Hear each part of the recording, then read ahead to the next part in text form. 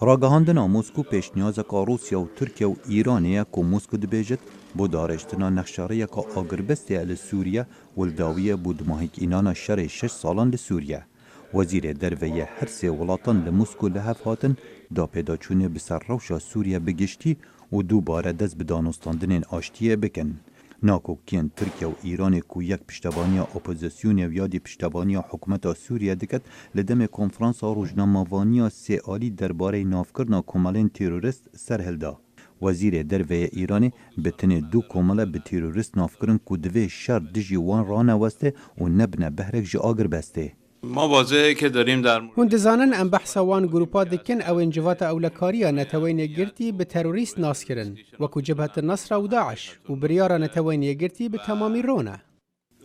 لی وزیر درویه ترکیه دخوازد کمالین شیعه جلبنان و عراق و افغانستان اوین پشتوانی رژیم سوریه دکن بکفنه دناف لیستا تیروره دا.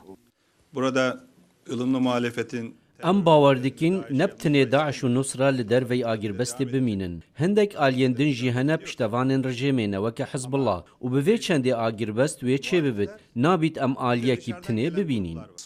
لی روسیا او دیگل ایران پشتوانی حکومت بشار الاسد دکت بهانه بو کمالین پشتوان حکومت سوریه دیدن. Но что касается различных групп, которые или стран, گروپ یان دولت جدال سوریه هنه کوج عالی حکومت سوری و هاتینه دخواست کرنو هنک بخو هاتنه.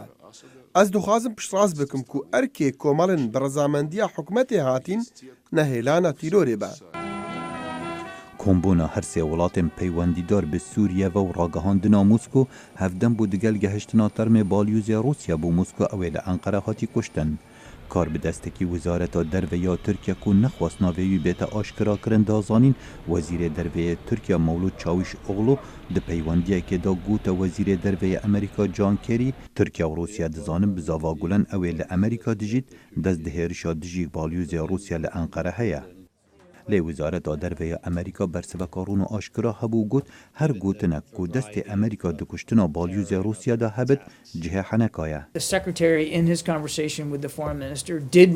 وزیر درویه پیوندی که دیگل وزیر درویه ترکیه نراحتی خود لسر هندک داخویانیان درباره هبون دست امریکایان پشتوانی نراسته خود پرسا کشتن دا دیار کرد. او جه حنکایه و او چه راستی بونینه.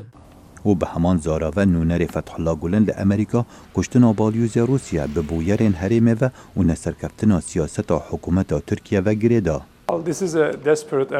اوه هولکان سرکفتیه بو دورخستنا بالی لسر روشا لاوازا پارستنا لترکیه هلبت پیوندین ترکیه و روسیا و روشا سوریه تکلیب و بویره هیه. میدیا ترکیه دبیجتن کو بکوژ بالیوز روسی تکلی به بزاوا فتح الله گلن و هیه لراستی و لجمل کولارین روس و ترک بتن و پیام آوان یاداویه. خالد فتاح دنگ امریکا.